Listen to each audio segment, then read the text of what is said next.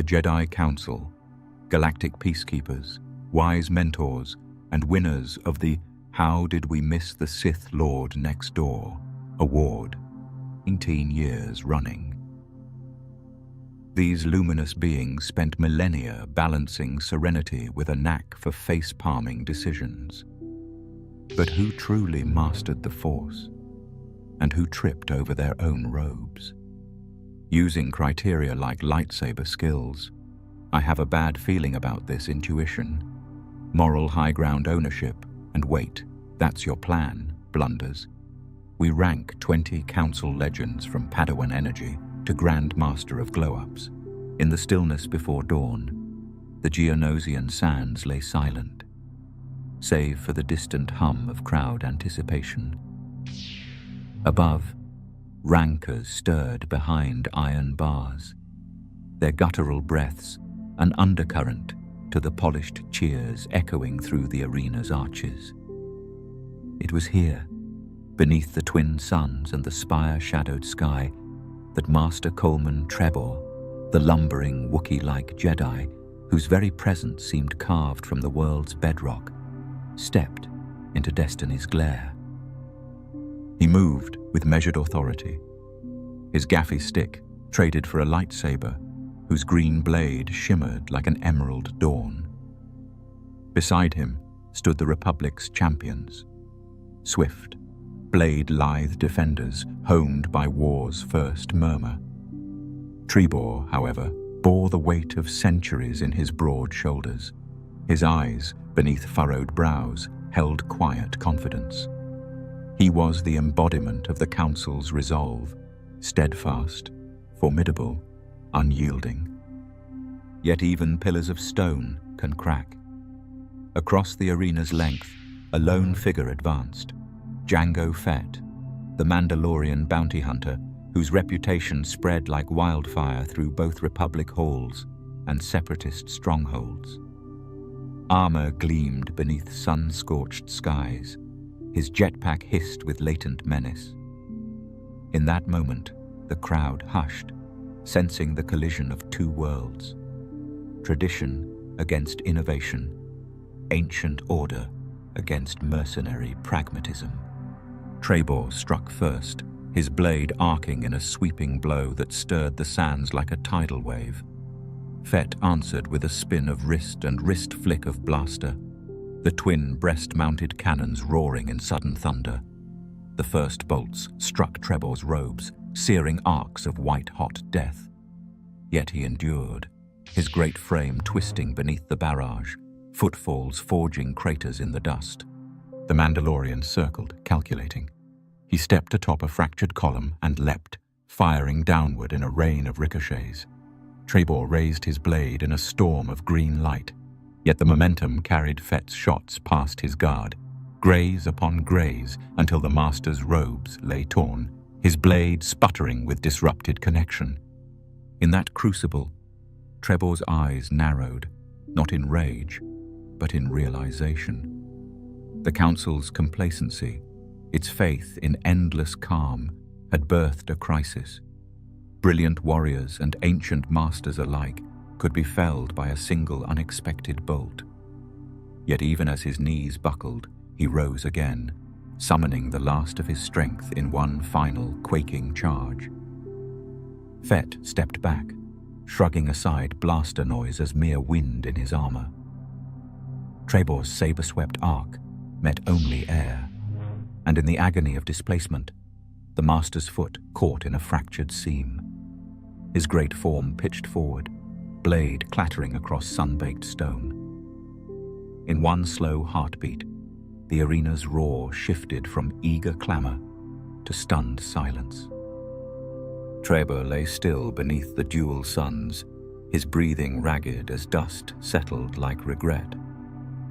Fett lowered his weapons as though granting respect to a fallen foe, even a master deemed obsolete by emerging wars.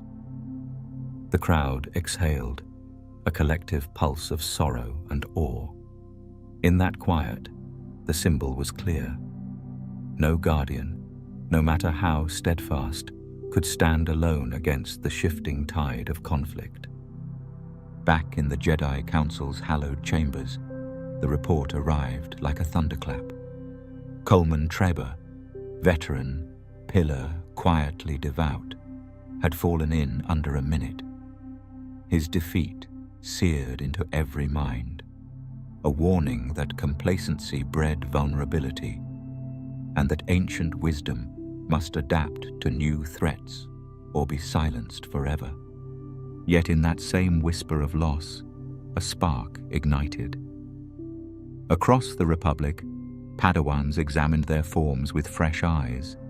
Masters scrutinized old strategies and sought new alliances. In hidden enclaves, the seed of humility took root. Trebor's sacrifice became a lesson etched in living memory. That strength alone was not enough, that wisdom required foresight, and that even the mightiest could crumble without vigilance. On Iktoch's distant moons, where storm seers awaited their visions, the legend of Trebor's fall pulsed through bloodstone temples, each crack in crystal runes echoing warning. Across the outer rim's smuggler ports, bounty hunters raised a glass to the one who had reminded them that no bounty, no matter how grand, outsized a master's dignity. And on Coruscant, in council chambers once hallowed by Trebor's council, his empty seat became a monument.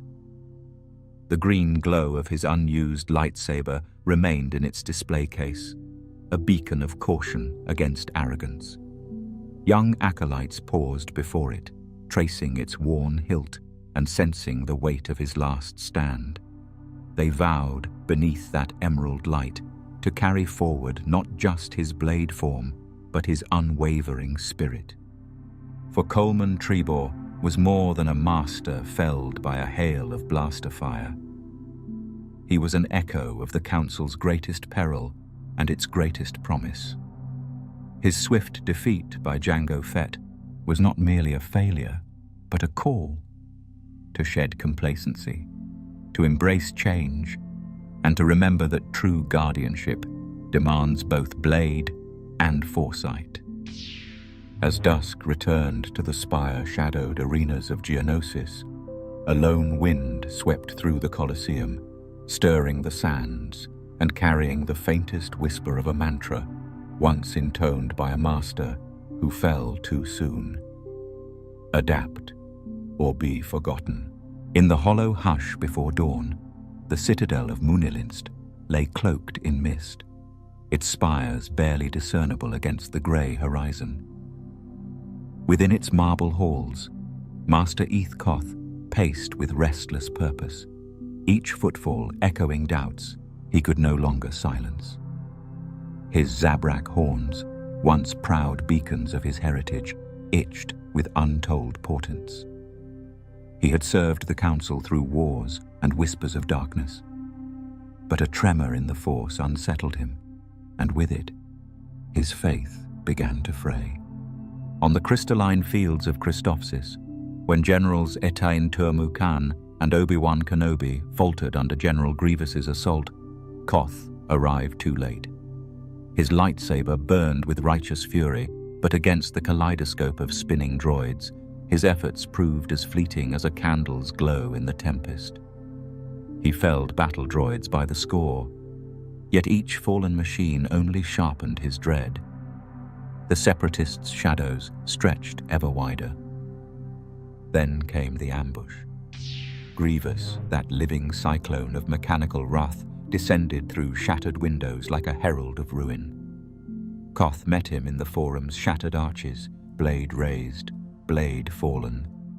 The duel was brutal, spun with 4 saber arms and 1 heart of steel. Sparks flew as metal met blade, the clangor ringing through marble corridors. Yet when Grievous's serrated wrists found flesh, his horns became targets. In a final, agonizing moment, the general's gauntlet cuff snapped one horn from its root, an act of savage precision that sent Koth's body crumpling to the cold floor. Surrounded by the clang of retreating droids, Eeth Koth lay amid broken stone and bone-white marble. He tasted ash and disbelief, His horn lay beside him, a severed monument to his pride. As the Separatists' engines faded into the sky, Koth's breath came ragged and slow, each inhalation laced with a growing ache, not of physical wound, but of shattered belief. Dragged before General Grievous like spoils of war, Koth's captors bound him in chains that sparkled with cruel artistry. They paraded him through the mob's jeers, a fallen symbol of Jedi invincibility. In that humiliating procession, the Zabrak master saw not only his broken horns, but the fissures in the Order itself. The Council's refusal to heed warning signs, Anakin's growing recklessness, Obi-Wan's doubts, Padawan queries left unanswered, had brought him to this nadir. Shut in a damp cell carved from volcanic rock, Koth's mind churned with regret. He recalled his earliest days on Coruscant, a hopeful acolyte drawn to the promise of balance. He remembered the Council's solemn gaze when he first knelt before them, feeling immortal and unbreakable. Yet here, in the dim glow of a single torch, he recognized the frailty of certainty. When rescue came, Obi-Wan's clever stratagem and Anakin's unorthodox charge, they found him hollow-eyed, shackles still cold around his wrists. Koth's relief was muted by a deeper sorrow. The saviors who freed him rose from the very divisions he had failed to prevent. Anakin's fervent loyalty clashed with Obi-Wan's cautious steadiness. Their rift mirrored his own. As they led him back through corridors steeped in conflict, each step echoed the fatal divide widening within the Council. Returning to Coruscant, Koth faced the Council's scrutiny like a condemned trial. They lauded his survival, but ignored his warnings. The Senate's machinations, the Jedi's military drift, the shadows lengthening in Anakin's eyes. He spoke of premonitions, of steel sabers that clashed in nightmares, of schemes writ in bloodstone and political code. Yet his counselors, clad in robes of ivory and azure, nodded politely, while their own glimmers of foresight dimmed beneath protocol's weight. Disillusionment took root in Koth's heart. He questioned the tenets that once guided him. Was peace maintained by prophecy or by humility? Did justice demand action or restraint? When Mace Windu dismissed his urgings to investigate a missing Padawan, and Yoda declined to revisit forgotten Sith lore, Koth saw not wisdom, but fear. And so, quietly, he stepped away, resigning his seat, surrendering his lightsaber, choosing exile over complicity.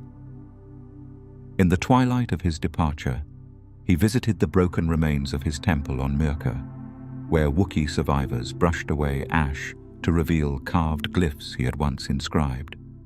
Their thankful murmurs could not heal the rupture in his soul. He left them, blessings and a parting gift, his severed horn, polished and lit with a single rune, a reminder that foresight without action breeds ruins. Far from both Senate and Temple, Koth wandered desert wastes and jungle ruins, searching for fragments of truth lost in the Council's grand design. He studied ancient texts on Illum's frozen plains and debated with nomads beneath Nam Chorios' red moons. Some nights he retired to moon-swept sanctuaries, meditating on a single question: can one who predicts ruin avert it, or only witness its coming? Yet even in isolation, Koth's legacy endured. Whispers of the fallen Zabrak reached rebel cells on Lothal, where rogue archivists scoured Imperial data vaults for his discarded warnings. His blood-etched prophecies, once silenced by hubris, found new life in encrypted comm logs and secret broadcasts. Pilots flying Crimson and Grey fighters recited fragments of his counsel over comm static, guiding strikes against unsuspecting outposts. In his final reported sighting, Koth stood atop a plateau on Utapau, overlooking sinkholes where vat-grown armies churned beneath the planetscape. He murmured a prophecy to the wind, one last dirge etched into memory. When guardians cling to dogma, doom becomes inevitable. Then, as if carried away by the Force, he vanished beneath the swirling dust, leaving only the echo of his starburst eyes blazing with unfulfilled foresight. And so, Eeth Koth's tale endures not as a chronicle of defeat, but as a somber testament. That mistrust sown among allies bears the bitter harvest of division, and that the brightest visions can wither when the heart grows hardened by doubt. A hush of calculated calm settled over the war room's curved walls, illuminated by the pale glow of numerous hollow projectors. Master Oppo Rancisis reclined on a molded dais, his sinuous Thespiasian form coiled like a living chart of strategy. Behind him, star systems danced in spectral blue, each flare and shadow another decision awaiting judgment. Though the Clone Wars raged on worlds beyond this chamber, here, among the Council's most cherished tactician, peace seemed perpetually within reach. Oppo's data-scrying eyes traced the trajectories of separatist fleets massing beyond Christophsis's asteroids. He inhaled slowly, drawing in the ozone-tinged breath of recycled air, and exhaled in a measured hiss. In this moment, the Jedi Council's strength lay not in lightsaber flashes or force storms, but in the quiet cunning of one whose telepathic reach spanned a dozen minds at once. A dozen voices whispered tactical variances into his consciousness. Flank here, feint there, press the advantage when shields flicker. Yet even as he integrated each thread, he felt the steady tug of war's rhythm pulling him deeper into conflict's embrace. From early initiation rites on Thespius, Oppo had mastered group thought meditation, an art allowing him to channel collective intent through his slender neck tendrils. He often stood at dawn beneath luminescent fungus groves, merging with his kin in silent communion, forging a singular clarity. The Council, recognizing this gift, elevated him not as warrior, but as strategist. During the opening salvos of the Clone Wars, his plans choked the separatist advance on Boz Pitti and isolated General Grievous from vital supply lines, turning tides where blades and blaster bolts fell short. Yet in strategy's weave lurked a paradox. Every victory birthed new fronts. Every blockade sowed desperation. As battles multiplied, Oppo's counsel grew indispensable, and the Council's reliance on his psionic web became a crutch. Other masters deferred their own force-guided insights to his telepathic guidance, the lull of conformity weaving through each tactical briefing. Obi-Wan Kenobi's sharp instincts on Utapau, Anakin Skywalker's brash tenacity on Kashyyyk. Each was funneled through Oppo's prism of strategy before action could proceed.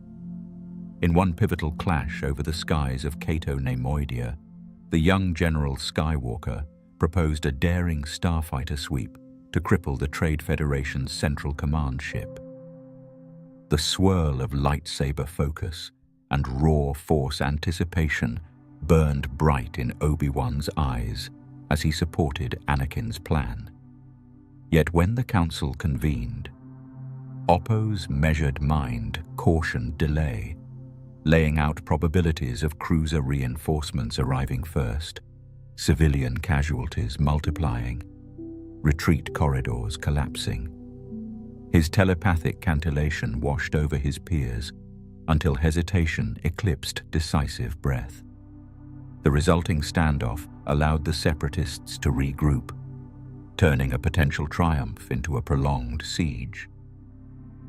Weeks later, the hollow map burned with red markers as Cato's loop world became hollow echo of conflict. Senate backchannels whispered of Jedi dithering when boldness was needed most.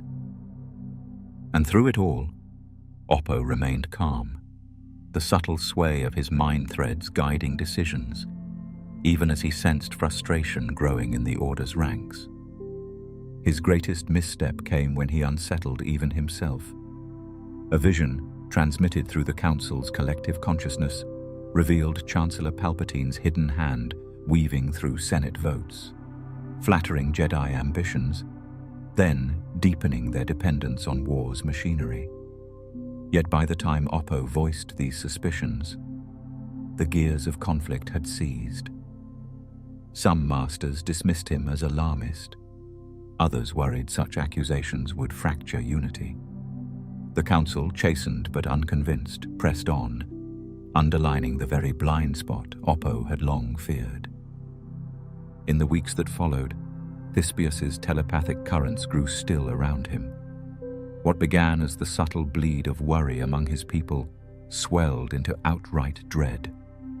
His Ordo Clack, senior Thespiasian adepts, sighed into their communal trance, mourning the Jedi Order's moral erosion. Yet even as the current stilled, Oppo knew he could not withdraw. To surrender his place would leave the Council adrift entirely. So he persevered, coiling his own concerns into the next set of projections, guiding the Republic's armies with the same dispassionate precision that had first earned him acclaim. Finally, in the aftermath of the Battle of Coruscant, when the Jedi towered over the smoldering wreckage of the Supreme Chancellor's ship, Oppo understood how war's embrace could devour both warrior and council. He resolved then to share his burden. In a rare council address before Mace Windu and Yoda, he spoke plainly of the Order's over-reliance on strategic calculation, of the need to rebalance wisdom with compassion and urgency with foresight. He invited every master to contribute directly, to step from behind his telepathic veil and trust their own convictions. In that moment, the fabric of the Council shifted. Discussions grew more spirited, debates longer and less filtered by a single mind's patterns. The risk of misstep increased, yes, but so too did the promise of renewal. Even as the final campaigns of the Clone Wars loomed, the Jedi Order caught glimpses of its earlier ideal: guardians of peace, not mere architects of conflict. As dusk fell over the Jedi Temple's terraces, Oppo retreated to the meditation hollow. There, surrounded by the soft whisper of projected star maps, he slipped into the group mind communion of his home world. His thought threads braided with those of distant kin who had never drawn a lightsaber, but whose ancient songs held wisdom beyond battle. In their notes, he rediscovered a purpose beyond strategy: to keep the balance not by war's end, but by peace's return. And though his slender form remained coiled amidst flickering hollow projections, his heart, once ensnared by the ebb and flow of war, found stillness in the living current of many minds. Tension thrummed beneath the Coruscant night as Master Adi Gallia stepped onto the platform of the palace garden. Lanterns of pale crystal cast rippling patterns across her crimson tendrils, each one a testament to Tholoth's storms and her own mastery over their secrets. Far below, the city's sprawl glowed like a galaxy of silent stars. Yet even in this place of serene beauty, the undercurrents of darkness had begun to stir. Gallia moved with the poised grace of a blade dancer, her keen eyes scanning the horizon for threats unseen. She remembered her earliest days on Geonosis, how wind-borne sands had danced around her form as she deflected sniper fire with a flick of silvered steel. She had faced countless perils, from droid armies to political conspiracies, and each time emerged with her faith fortified. Yet nothing in her storied past had prepared her for the storm that approached now. In the concealed corridors of a separatist stronghold, a figure waited. Savage Opress, newly reforged in the dark side's crucible and hungering for violence. His black eyes burned with primal hunger, and a double-bladed lightsaber crackled like fractured thunder against his ebony robes. He had heard rumors of the Jedi Council's neglect, of masters who clung to ancient certainties while new horrors grew unchallenged. And so he came, not as conqueror, but as reckoning incarnate. When Gallia's comlink crackled with the alarm, she spun to face her attackers, twin sabers igniting in swift, fiery arcs. Her tendrils flared, sensing every fluctuation in the Force, each whisper of fear, each breath of aggression. Yet when Savage descended, his blade met hers not in a test of skill, but in a whirlwind of unbridled rage. His strikes were raw, untethered by discipline, each blow driving her backward across the marble floor. Gallia countered with precision, her silvered saber slicing a path through the darkness. But Opress's strength was fueled by vengeance, and with each parry, her confidence flickered. She sought to reach him, to calm the storm before it raged out of control, but her pleas dissolved in the clash of blades. In that clash lay the fatal fault. She fought not a soldier, but a force of nature, an embodiment of everything the Council had failed to see. A final, brutal strike shattered her guard. Her crimson tendrils, aflame with the light of her resolve, quivered as Savage's blade pierced her chest. In that single moment, the world stilled. Her blade fell from trembling fingers, her form collapsing amid shattered fountains and fallen petals. Lantern light danced across the wound, turning blood to rubies in the cold air. As she lay beneath the fractured arch, Gallia's mind raced, not with fear, but with clarity. She saw the Council's complacency, masters who debated protocol while shadows gathered at their gates. A young knight whose loyalty they trusted without question. A galaxy unprepared for the dark side's swift strike. With her last breath, she understood that wisdom must evolve or be rendered obsolete. Savage's laughter echoed as he raised his blade, but destiny's tide did not flow his way. From the shadows emerged a cadre of Jedi, stealth forces dispatched too late, their arrival a lament rather than salvation. Their leader knelt by Gallia's side, pressing a hand over her wound, grounding her fading spirit in the embrace of the Force. Yet there was no reversal of fate, only the gentlest fading of her light. Back in the Council chambers, news of Master Gallia's fall spread like a shockwave. The holographic emblems of the Republic flickered on 10,000 worlds, each a testament to the fragile balance between order and chaos. In the hush that followed, the Council convened not as masters of destiny, but as grieving survivors. They saw in Gallia's demise the price of their isolation, the cost of turning from threats too foreign, too fierce, to heed. In the weeks that followed, petals from the palace garden were pressed into holocron ceremonies, a living memory of her sacrifice.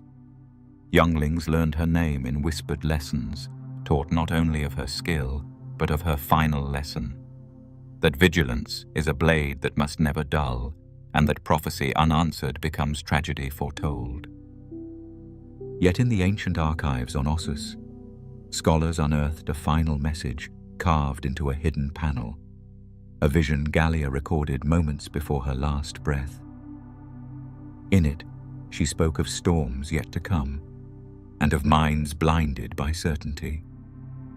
She urged the Order to look beyond tradition, to adapt with the Force's shifting currents, and to honor not just the past, but the promise of tomorrow.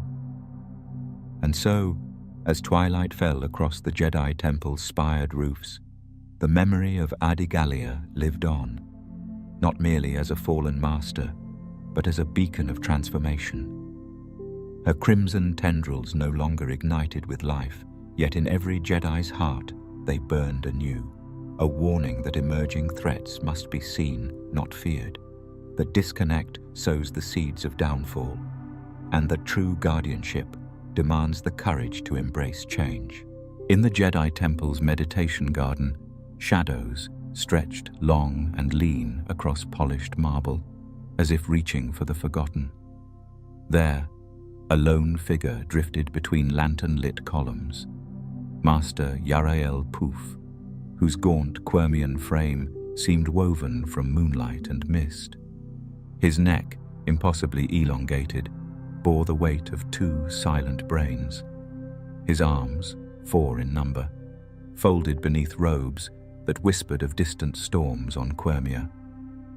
Though he once presided among the galaxy's greatest, Poof now moved like an echo of the Council's past glory, his presence a testament to what had been, and what would soon be lost.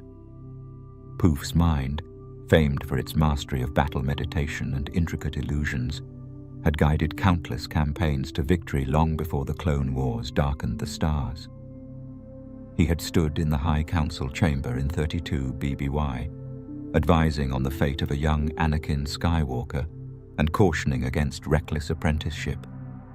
Yet in the final years of the Republic, when holocrons glowed with warning and Sith whispers threaded through the Force, Poof's counsel grew quiet, his once sharp insights drowned beneath the din of bureaucracy and civil war. Long before his disappearance, Poof had confronted the shadows that crept through galactic politics. During the grand renewal of Quen, he brokered peace with theatrical flair, urging senators to heed the arts as much as arms. When the great hyperspace disaster shattered warp lanes, he helped frame the Guardian protocols, ensuring the Order remained vigilant against unseen threats. His mastery of illusions even fooled a diplomatic envoy on Coruscant, turning security droids into dancing phantoms, an artful lesson in perception's power. Yet fame can breed isolation. As the Republic's needs shifted from council to combat, Poof found himself stranded between worlds. His subtle arts, once prized for mitigating conflict, were overshadowed by the clang of lightsabers and the roar of starship turbo lasers. Younger masters, emboldened by raw ecclesiastical might, chafed at his patience. Jedi Knights pressed for direct action, Padawans called for flashy feats of power. Alone in his garden enclave, Poof sensed the Order's heart falter, its vision narrowing to the immediacy of battle rather than the horizon of hope. It was on a routine peace mission to Naboo that Poof's fate was sealed. Reports spoke of a Coati warlord wielding stolen Sith relics, a threat to delicate negotiations. Poof volunteered to lead the delegation, envisioning a diplomatic resolution shaped by cunning rather than conflict. He arrived in Theed beneath twin moons, his presence heralded by faint ripples in the Force, whispers that unsettled palace guards and warlords alike. The first meetings progressed smoothly. Poof's voice, calm and resonant, wove illusions of prosperity and unity. Holographic projections shimmered with hope. But in the second chamber, a Sith-sired trap lay hidden. As the warlord's mercenaries sprang their ambush, Poof's 4 hands ignited his lightsaber, but the blade's hum was too late. A concealed Sith dagger, forged in obsidian malice, struck from behind, its edge cutting deep into the Quirmian's back. Poof's lightsaber clattered to the floor as he collapsed among fractured columns and shattered starlight. His final moments were not marked by rage, but by reflection. Surrounded by gasping diplomats and panicked guards, Poof extended a trembling hand, conjuring a fading illusion of happier days on Quirmia's storm-lashed coasts. In that gentle mirage, he saw his home's bioluminescent reefs and the laughter of his kin, a world of balance untainted by war. Then his eyes closed, and the illusion faded into the chamber's cold light. Word of his death spread through the Jedi Temple like a silent tide. The Council, already stretched thin, held no grand funeral in the Hall of Heroes. No holographic eulogies glowed in the corridors. Poof's seat on the High Council stood empty, a pale reminder of the Order's dwindling relevance. Younglings in Coruscant's academies paused in their drills, sensing the loss of a mentor they had never truly known. Yet, in the Order's hidden archives, Poof's teachings endured. Holocron recordings of his battle meditations, once shelved behind layers of protocol, were retrieved by a determined archivist named Joni Rotic. Pilgrims to Ossus carried fragments of his illusions, replaying them beneath petrified bone spires to remind themselves that strategy must always evolve. In the Outer Rim's quiet corners, mercenaries recounted the tale of a Quirmian whose mind could shape reality and whose absence announced the Council's twilight. Rebels on Dantooine raised a silent toast to his memory, recalling that true guardians protect not only with blade and blaster, but through wisdom that outlives the wars we fight. And so, Master Yarael Poof's elongated shadow, once stretching across galaxy-spanning crises, faded into legend. His passing marked not merely the loss of a Jedi Master, but the twilight of an Order that had forgotten its roots in vision and balance. In that shadow's stillness lay a final lesson, that to be remembered is to shape the future, and that no legacy endures when it is left unwitnessed. In the fragile glow of dawn, the air in Rael's hold clung heavy with dread. Faded banners, slapped together from rebel rags, snapped half-heartedly against iron walls. In the deepest cells, where light and hope barely pierced, Master even Piell lay bound to a rusted slab. His Lannic face, elongated cheekbones streaked with scars, twisted in defiance as blaster-tipped interrogators prowled like jackals waiting for a kill. Captured during a covert mission to relay the Nexus route's coordinates, Piell had insisted on secrecy, the path through the Outer Rim's magnetic currents that led straight to the Republic's heart. Should the Separatists learn of it, the entire supply line would be cut. Yet, betrayal came not from within the Order, but from the cold logic of war.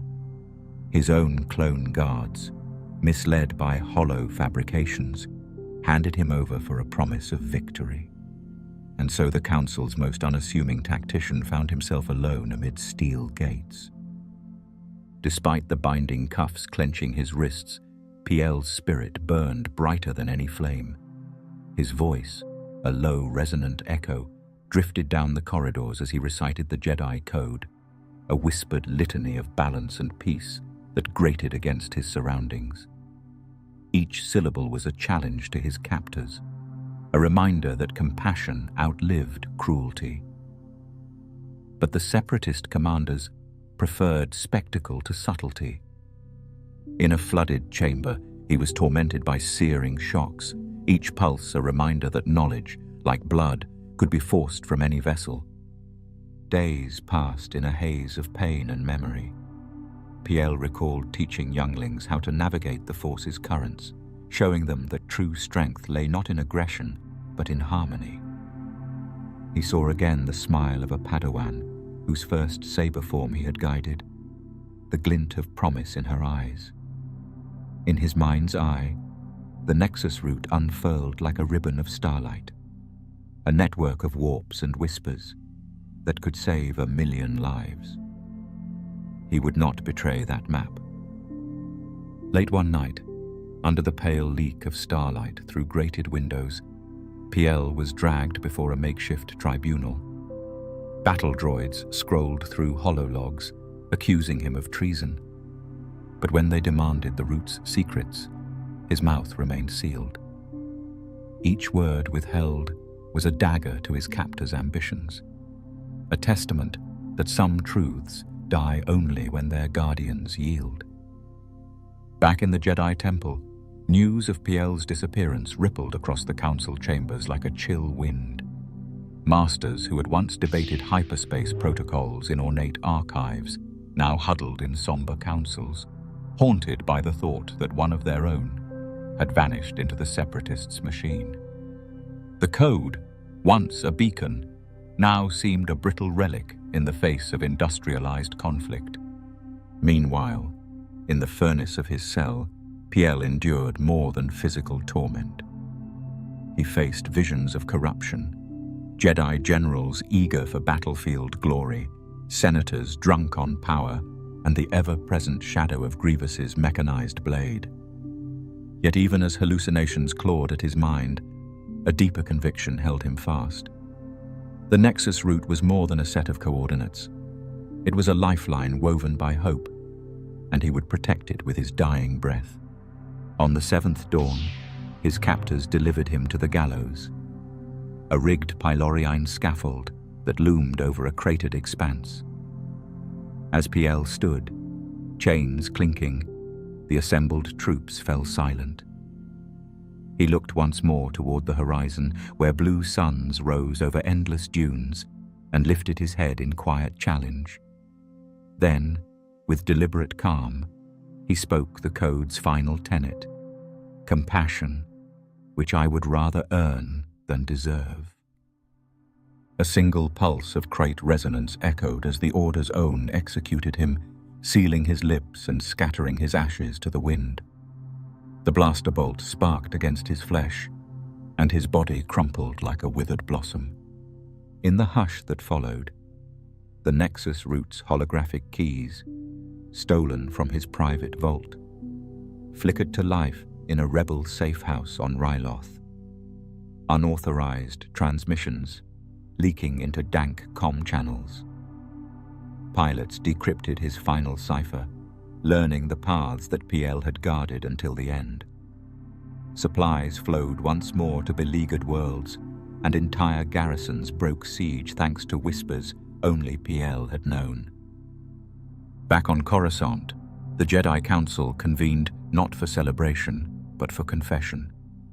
They spoke of unwatched warnings, of lives traded for protocol, and of a master whose martyrdom could not redeem their wartime ethics. In a rare decree, they inscribed Piell's name alongside the Order's holocrons, not as a footnote, but as a warning. That knowledge unshared is betrayal, and that silence under pressure can carve deeper wounds than any lightsaber. In secret sanctuaries, Padawans recited Piell's final words in hushed tones, each syllable a vow to shape destiny rather than defer to it. On distant starports, smugglers flew safe passages marked by flickering beacons, homages to the route mapped by the Lannic master.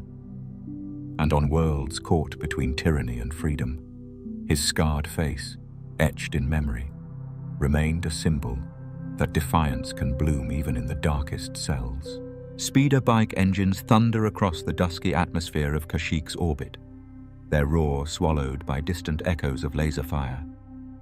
High above the tangled canopy, Jedi Master Stass Allie commanded her squadron with disciplined calm, her green blade a beacon of resolve against the separatist onslaught. Yet in that moment of courage, the fate of a promise unfulfilled flickered as her crystal hum waned and her chassis collapsed into ignition. Stass Allie's story begins on the marble dais of the Jedi Temple, where her graceful poise and steady insight earned whispers of future leadership.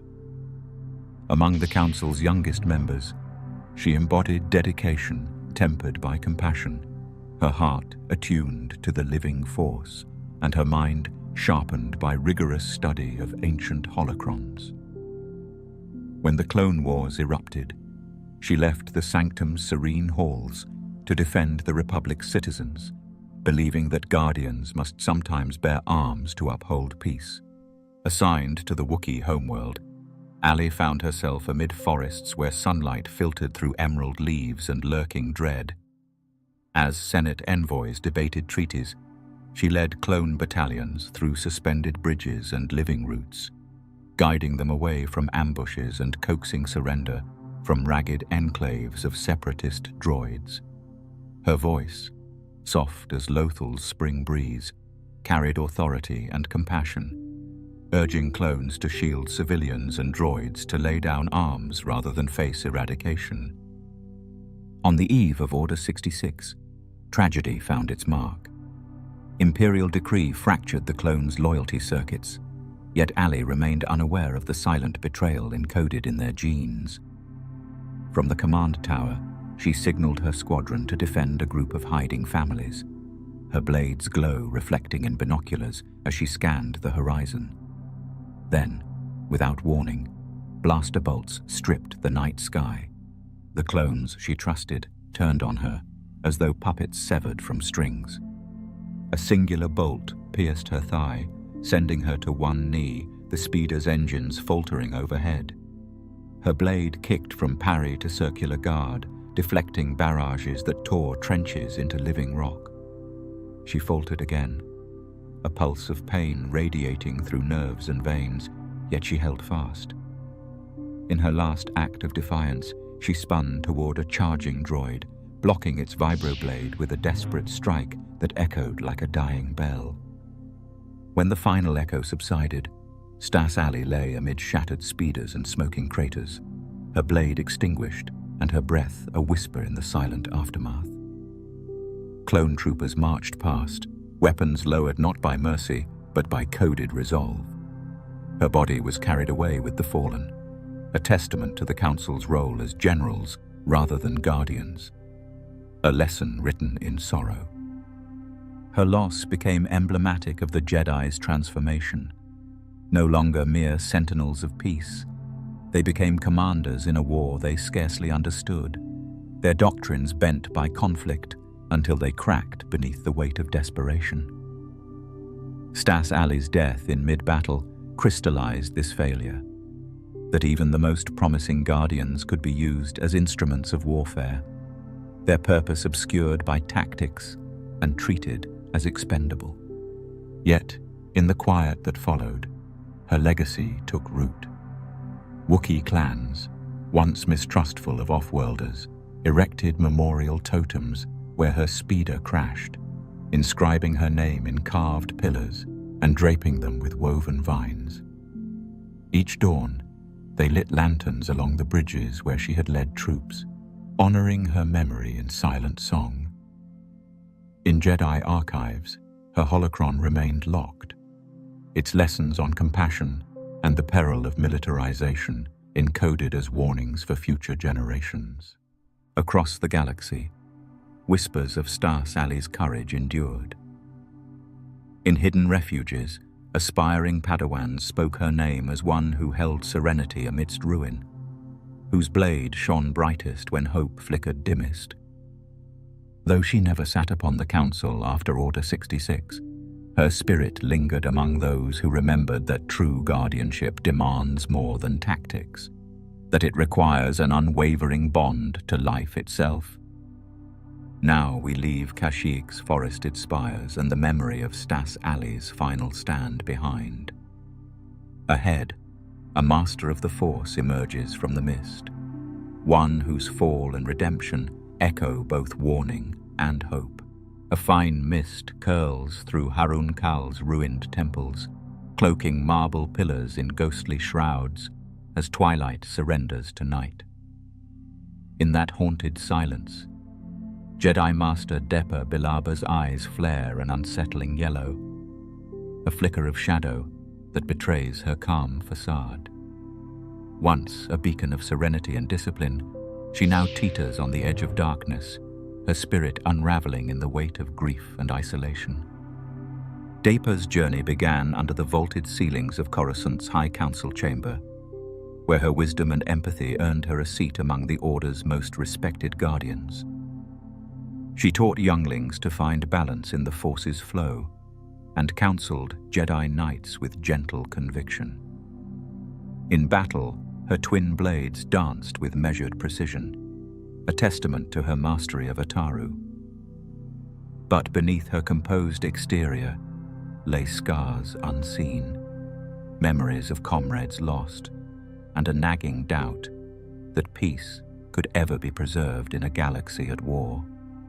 When the Clone Wars spilled across worlds, Billaba led battalions into the jungles of Harun Kal, seeking to quell separatist holdouts amid ancient relics. The jungle's humidity clung to armor and flesh alike, its vines twisting like living chains. Each step forward brought scenes of devastation, shattered hollow archives, desecrated statues of former Jedi, and starving refugees whose eyes pleaded for salvation. With every life spared, Depa felt a piece of her conviction hollow. A slow erosion she could neither halt nor confess. In the heart of the jungle, rumors told of a dark shrine where Sith spirits lingered. Billaba and her squadron discovered the ruin's blackened altar beneath a broken dome, its starlight-steeped mosaics cracked by centuries of neglect.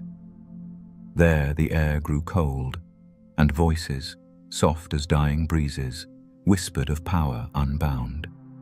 Drawn by her desire to protect, she reached out to touch the altar's obsidian surface, and the darkness reached back.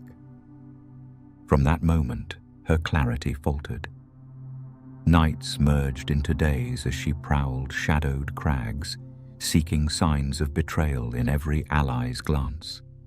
Her lightsabers remained at her belt, yet in her mind, they ignited against unseen foes.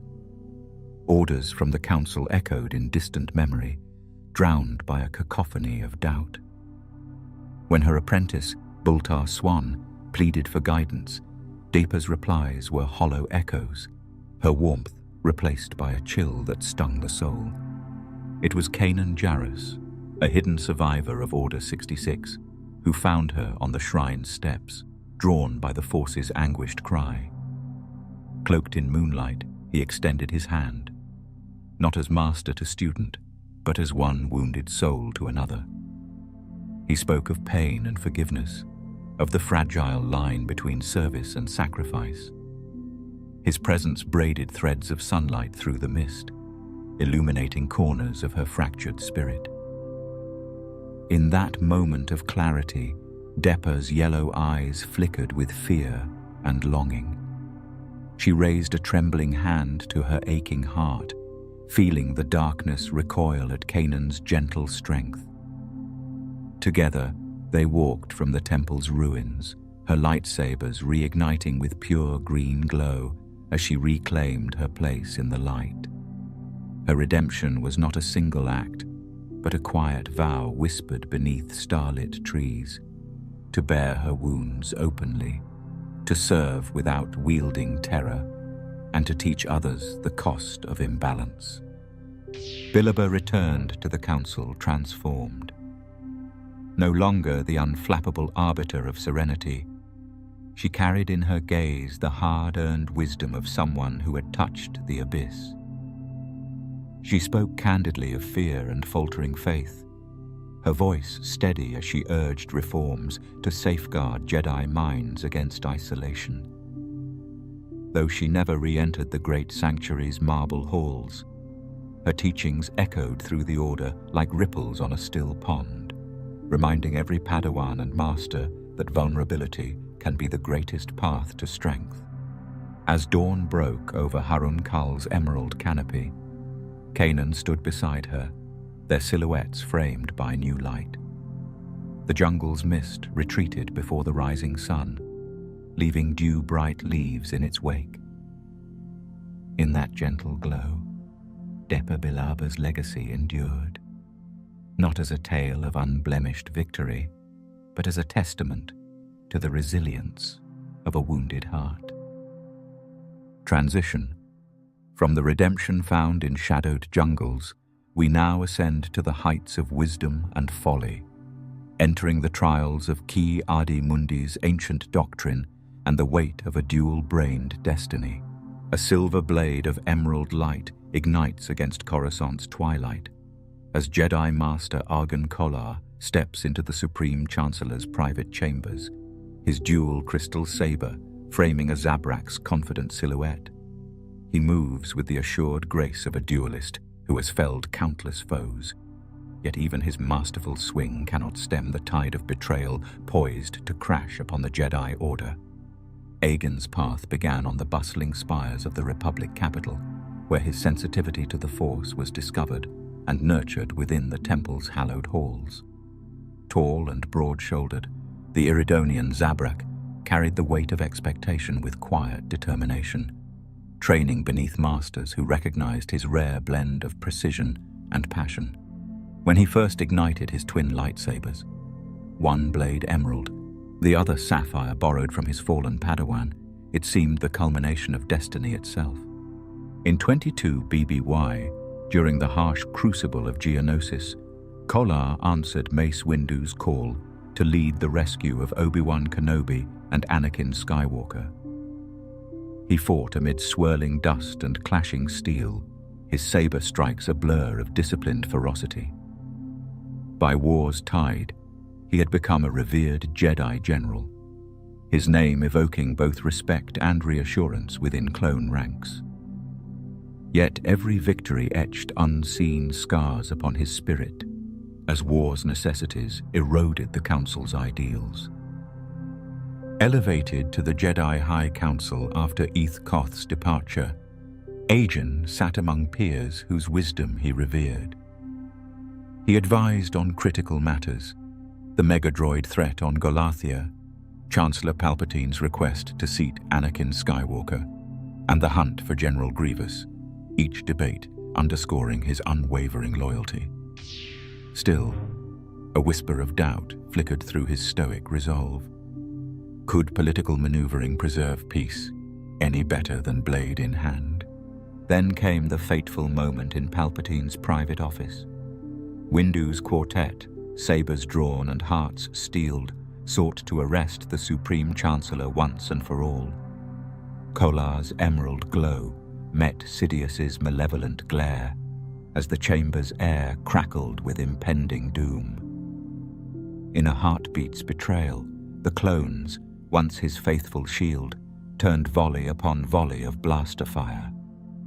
Kolar lunged forward, parrying with desperate precision, but a bolt erupted through the haze. He collapsed, dual blades extinguished, the last vision of his form a fallen pillar of the order he had once vowed to protect.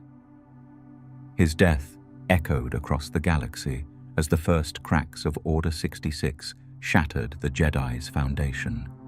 The Council's greatest duelist lay slain, his confidence in both Republic and clones undone in a single brutal moment.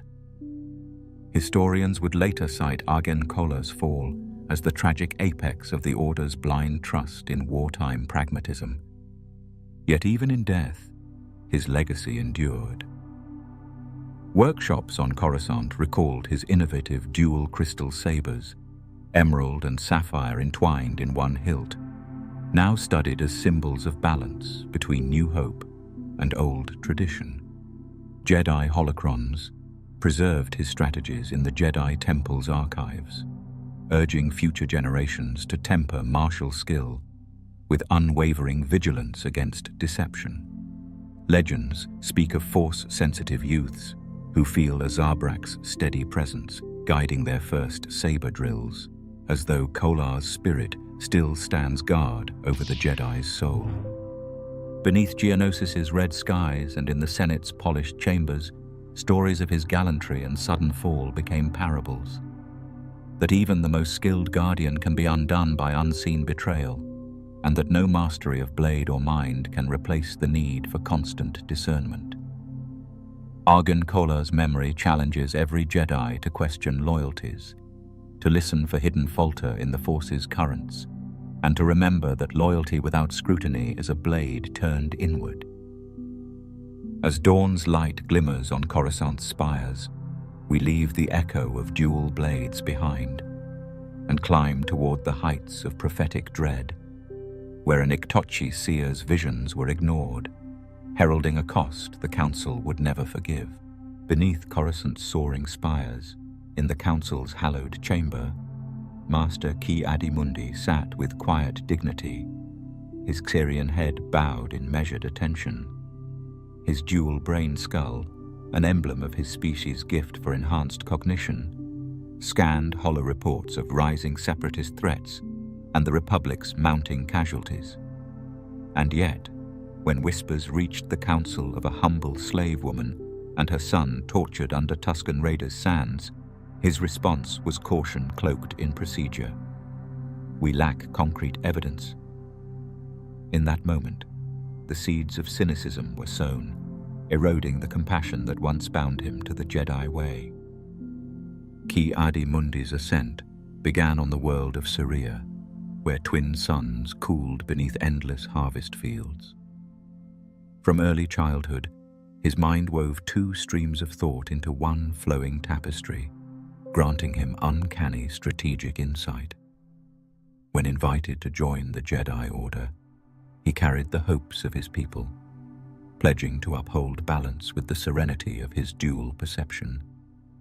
On the battlefield, his precise tactics and calm guidance turned the tide in skirmishes across remote star systems. Yet each victory distanced him further from the humble origins that had once grounded his purpose. As the Clone Wars raged, the Council's halls echoed less with philosophical debate and more with tactical directives.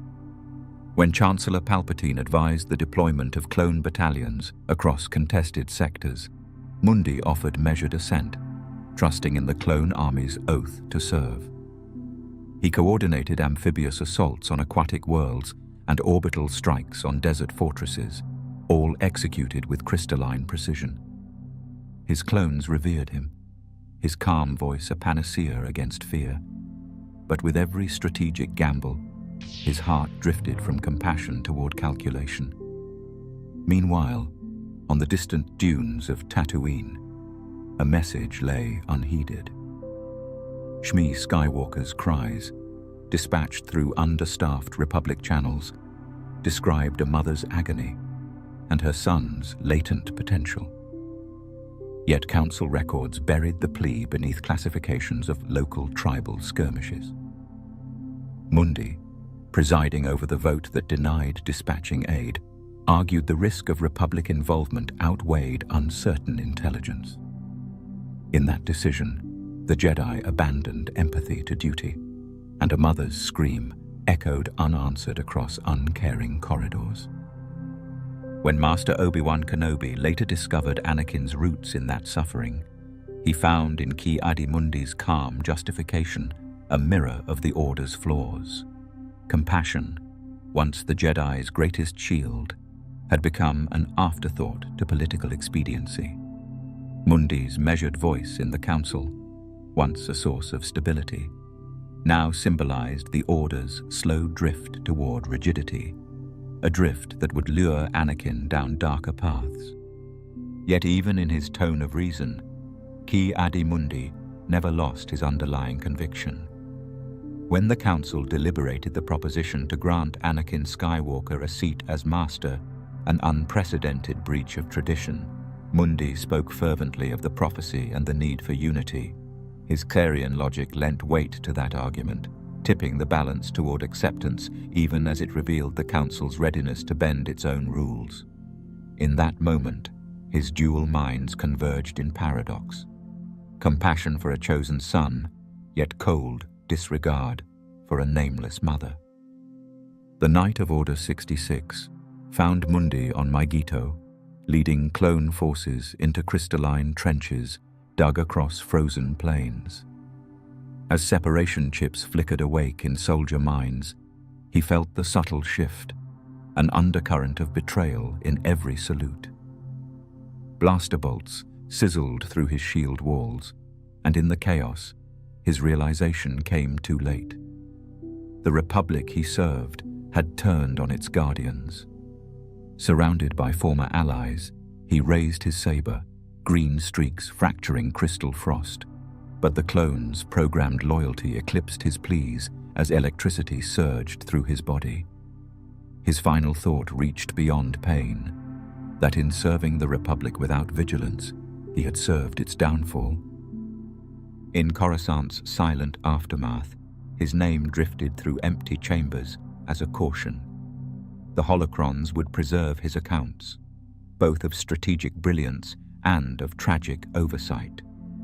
Jedi acolytes would study his tactical memoranda alongside his denied pleas for compassion, learning that a guardian's role demands both the mind's clarity and the heart's empathy. Now, as dawn breaks over Coruscant's gilded domes, we leave Master Mundi's dichotomy behind and turn toward a warrior whose foresight was silenced too soon. Enter Shaak Ti and the cost of ignored prophecy. A tremor ripples through Coruscant's twilight as Master Shaak Ti steps onto the High Council dais, his Iktochi horns crackling faintly with the weight of visions unspoken. Behind him, the Senate suite's marble floors gleam under spirelight, yet all beauty pales before the shiver in the force that precedes an unwelcome truth. Ti, ever the silent sentinel, felt that shiver long before words were spoken, an echo of darkness gathering beyond known space, a storm none heeded. From the moment he first joined the council, Ti carried the twin burdens of prophecy and pilot's instinct. On Iktoch, his mind learned to split into two streams, intuition and analysis, guiding starfighter trainees through the moon's brutal jet streams. As a Jedi general, he translated that gift into tactics that saved entire fleets. Yet few among his peers recognized that his flashes of foresight, from the dusky fields of Lothal to the breached hulls of Umbara, were warnings they dismissed as bravado. Then came the final council meeting before the Clone War's end. Whispers of a hidden Sith uprising on Exegol drifted through star charts and holomap schematics. Ti closed his eyes in the chamber's hush, feeling a chill coil around distant star flares as if reality itself trembled. He spoke with measured calm, urging the council to mount scouts into the unknown regions, to uncover the shadowed machinations of a hidden master. But colleagues, wearied by war and skeptical of visions unanchored by proof, brushed his plea aside. "We have enough fronts," they said.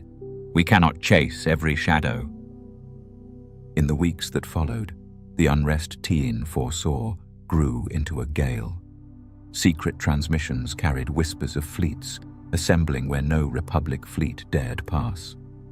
Ti's warnings went unheeded, relegated to the temple's archives alongside other dismissed predictions.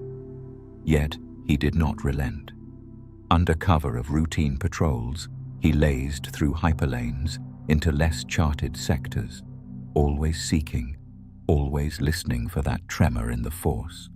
Back on Coruscant, the Senate fell under Palpatine's sway, and the Jedi slid deeper into politics, their senses dulled by protocol and partition. Ti watched from the Council's edge as Anakin rose and Yoda aged, and each time the Force tightened like a noose around the Order's resolve. He spoke in Council sessions of unseen threats, of darkness brewing between stars, but his words rippled through hollow halls. Then came Order 66. Blaster fire shattered the Council chamber's soaring arches, and the clones he had led so many times turned their weapons with silent obedience. Ti ignited his saber in one fluid motion, green blade arcing as he leapt toward the nearest clone line. The charge flickered in his hand like a heartbeat in jeopardy. He tried to call the clones by name, a final plea echoing through the Force, but the chips in their brains held too fast. A bolt struck him full in the chest, its energy searing through flight harness and armor plating alike. Ti's body spun, then crumpled, limbs folding beneath him as his lightsaber spun free. He landed on marble, the blade skittering away as the life drained from his eyes that once glimpsed hidden horrors, and fell silent. Yet his death was not the silence many assumed. Those who retrieved his body from the chamber's rubble spoke of a final whisper carried on the wind, a low, urgent plea for those who remained to watch beyond the horizon. In holocron shards discovered later, students found Tien's last recording. Not a map or coordinates, but a single warning. When the world ends, it will be from within the shadows we chose to ignore. Coruscant's artifacts curators labeled the whisper a poetic flourish, but among scattered Jedi enclaves and emerging rebel cells, it became a mantra. Pilots wore simple horn-shaped pendants in his memory, a symbol of sight beyond sight. And in hidden training glades, acolytes practiced hyperspace drifting under starlit canopies, learning that the Force speaks not only through calm mind, but through vigilance, born of previous regrets. Shaak Ti's legacy lives as both caution and beacon. Caution that even the keenest foresight can be shattered by complacency, and beacon that the Force's subtle warnings merit more than polite nods in council rooms. His life reminds every guardian that true strength lies in listening to truths unseen, and that silence in the face of dread can cost the galaxy its future. As Shaak Ti's final vision fades into memory, we descend once more into the Order's inner halls, preparing to confront the pride and prowess of Agan Kolar, whose dual blades were no match for Betrayal's silent blade. Under Coruscant's artificial twilight, the fountains of the Senate Plaza shimmer with neon reflections, yet their crystalline waters betray a darker truth. A lone tentacle drifts, a silent testament to a Nautolan's final stand. Jedi Master Kit Fisto, renowned for his buoyant spirit and infectious grin, met his end not in some grand duel of flashy acrobatics, but beneath the Emperor's calm smirk, a reminder that charm cannot shield one from betrayal. Kit Fisto's journey began in the depths of Glee Anselm's coral reefs, where his people's affinity for water and empathy with marine life nurtured his early attunement to the Force. He swam alongside kelp forests, learning patience as currents guided him and the rhythmic pulse of oceanic life mirrored the Force's ebb and flow. His path to the Jedi Temple was buoyed by tales of peace and flowing serenity, qualities he carried into every council chamber and battlefield. During the Clone Wars, Fisto's charisma proved as potent as his skill with a lightsaber. Clad in dark green blades that shimmered like moonlit ripples, he led maritime engagements on Mon Cala and underwater ambushes against droid armadas. His laughter echoed through Coruscant's corridors, an assurance that hope remained, even as war's shadow spread. Clones under his command trusted him implicitly, forging bonds that transcended the soldier's oath and spoke to the Jedi's enduring spirit. Yet it was Fisto's presence on Chancellor Palpatine's flagship during the war's final hours that sealed his fate. Summoned by emergency pleas, he arrived amid flickering hollow displays and desperate council deliberations. The chamber's ambience crackled with urgency as Mace Windu and his fellow masters confronted the Chancellor, accusing him of treachery. Fisto ignited his sabers in solidarity, his twin green arcs a vow to shield the Republic's highest office. But Palpatine's power was deeper than mere politics. It was the black tide of the dark side itself. With a languid twist of his lips, the Emperor unleashed torrents of corrupted lightning. The chamber's force field buckled, and one by one, the masters fell. Fisto parried the first bolts with deft swings, water-like arcs of emerald energy dissipating the crackling currents. His form blurred as he leapt toward Palpatine, seeking to end the tyranny before it began. Then came the subtle reversal. The clones, once protectors, pivoted on instinct and order. Blaster fire erupted through smoke and shattered stone, Fisto's blade cut a path through approaching troopers, but his focus wavered at the sight of betrayal in their eyes. Lightning flared again, the Emperor's will manifesting in jagged veins of lethal power. Fisto raised one arm to shield a fallen brother, and in that unguarded moment, a bolt struck home. The Master's last vision was simple. The chamber bathed in harsh blue light, Palpatine's smirk unchanged. Fisto's laughter, once a clarion call of hope, flickered into silence as life drained through his wounds. His body collapsed onto the polished floor, blades extinguishing in a pool of reflection. In the days that followed, Senate records discreetly noted the loss of Jedi leadership. Public obituaries praised Republic soldiers lost to rogue lightning discharges. Yet beneath Coruscant's glowing veneer, whispers of a Nautolan sacrifice endured. Senators commissioned fountains in his honor, sculpted with trailing tentacles that seemed to dance beneath moonlight. Pilots painted his image on starfighters, a smiling face against the void, to remind allies that even in darkness, warmth can guide the way. Within the Jedi archives, his memory prompted debate over the Council's reliance on goodwill rather than caution. Masters who once dismissed the Emperor's threat as mere rhetoric now studied Fisto's demise as a case study in strategic humility. Codices recorded not only his battlefield exploits, but also his final misstep.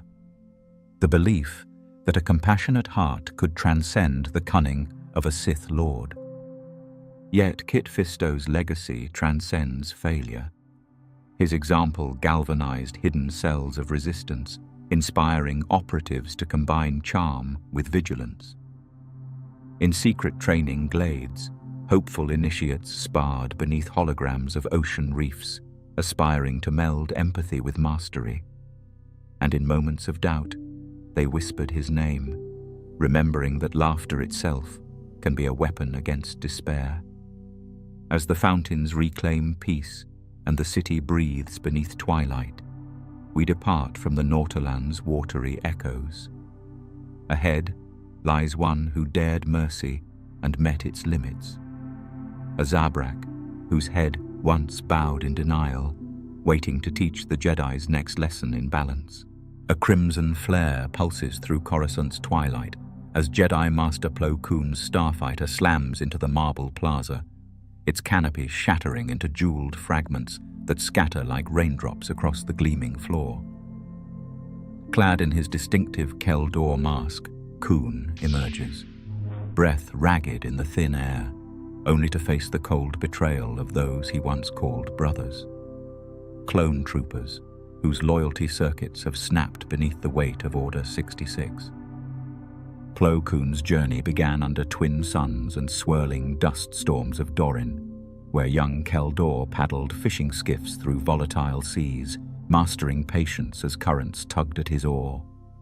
He joined the Jedi Order, seeking harmony of mind and spirit, his silent strength carrying him through trials of meditation and study of ancient treatises on balance.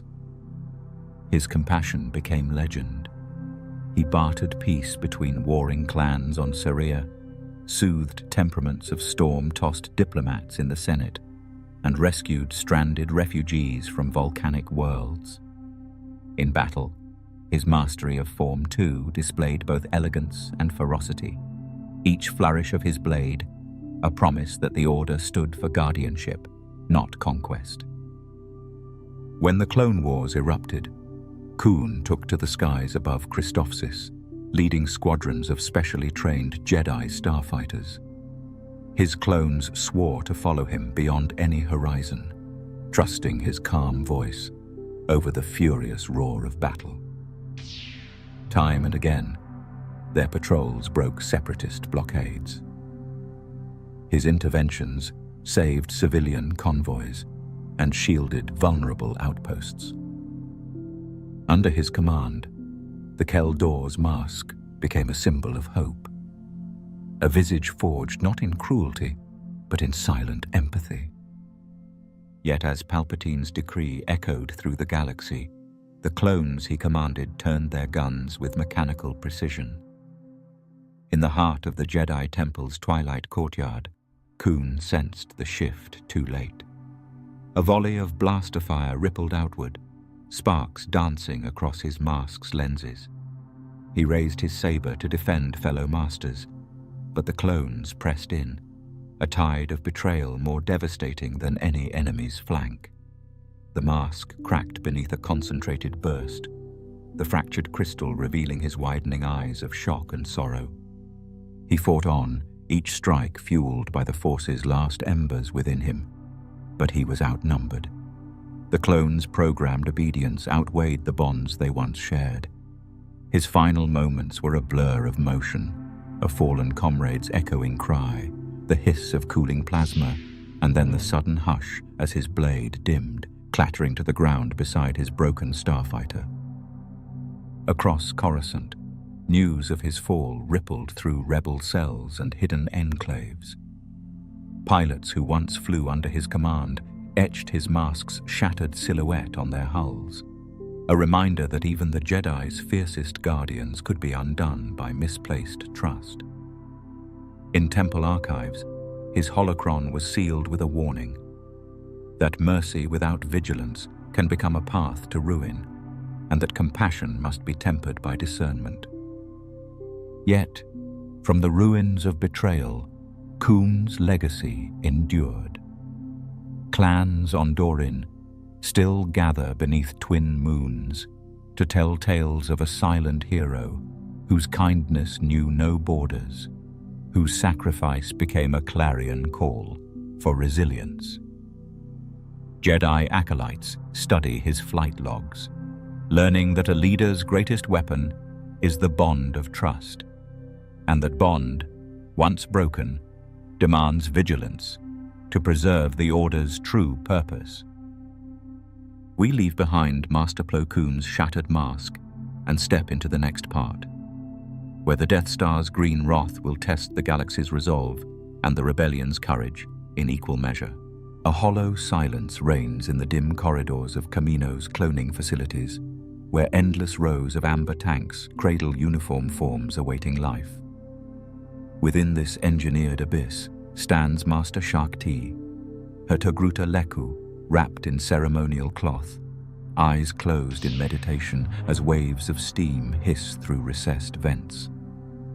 Behind her, silent figures, clones molded for war, wait beneath the pale glow of induction chambers, each identical face a mirror of obedience.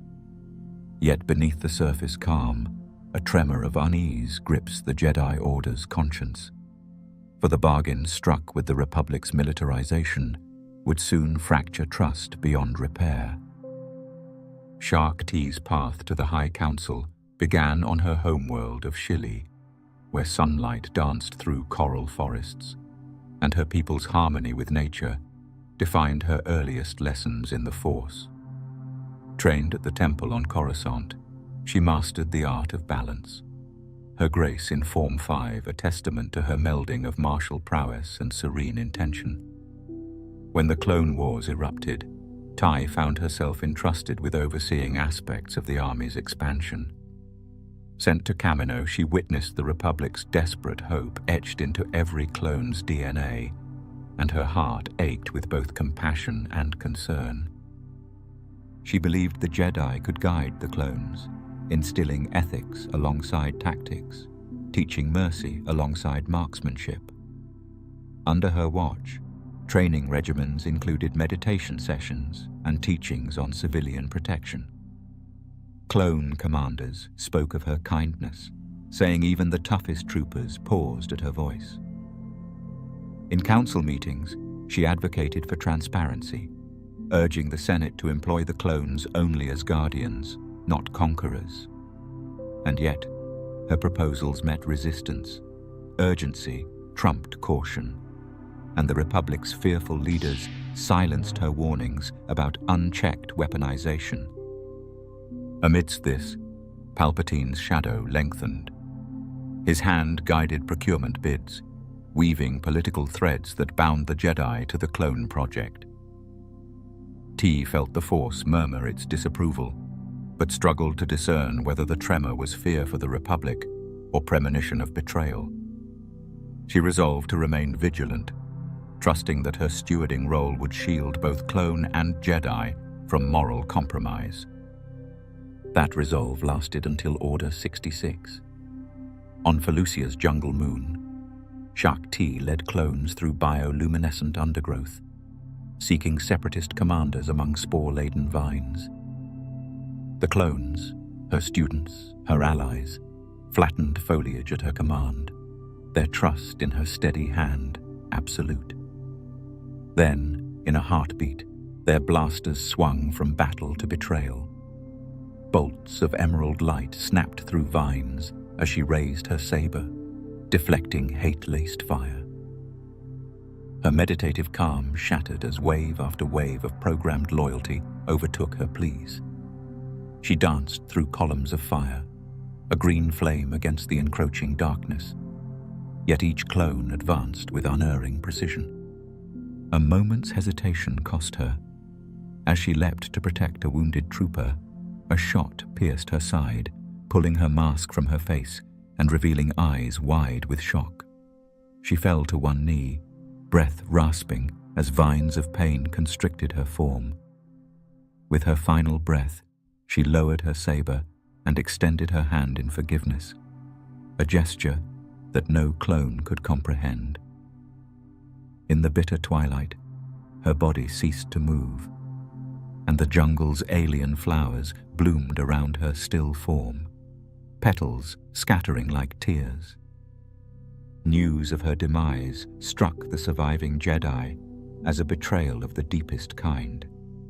The clones she had nurtured as defenders had become instruments of genocide. In the Council's empty chambers, her holocron sat dark, a silent reproach to those who had dismissed her concerns. Historians later noted that Shaak Ti's pleas against blind militarization foreshadowed the Order's downfall, that in embracing the clone army without sufficient safeguards, the Jedi had sown the seeds of their own destruction. Yet her legacy also kindled hope. On Sheely, a shrine grew beneath the coral groves, where Togruta pilgrims lit lanterns in her name, whispering stories of her compassion for both clone and civilian alike. In hidden cells across the galaxy, rebels invoked her teachings on balance, integrating meditation into combat drills as a tribute to her memory. And in the broken halls of the Jedi Temple, her holocron was finally reactivated. Its lessons on ethical warfare enshrined in newly erected statutes meant to prevent such calamity from ever recurring. A lone shaft of emerald light shivers in the damp gloom of a Coruscant detention cell, where the bars echo with distant echoes of conflict. Inside, Jedi Master Luminara Unduli sits, her posture rigid, the soft hum of her deactivated lightsaber still resonating against the stone floor. Once celebrated for her unyielding discipline and serene resolve, she now faces the ruin of a promise she never saw unraveling: her protege's descent into fanaticism. Luminara's path to the Council began on the waterworld of Miriel, where her youth was shaped by rippling lagoon and floating gardens. There, in the silver mists of dawn, she learned the art of stillness, to let the Force flow like gentle currents, and to see beyond surface ripples. As she matured, her mastery of Ataru became renowned, each leap and strike executed with balletic precision, yet tempered by an unmistakable calm. When called to train the next generation, she carried that balance into her teaching, guiding apprentices with a steady hand and an open heart.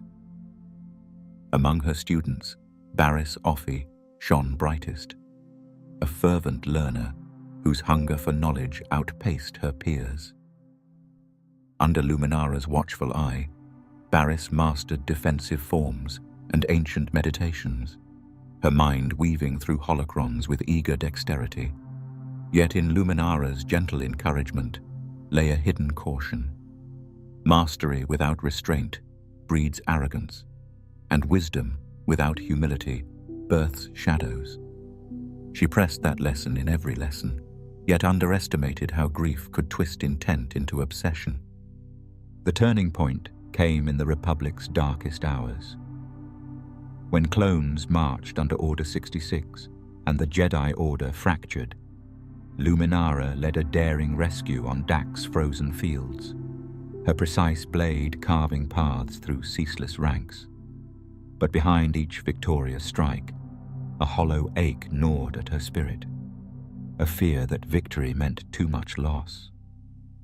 Upon returning to Coruscant, she discovered Barriss among those questioning the Jedi's actions, the orphaned turned zealot, convinced that the Order's failures demanded a purging flame.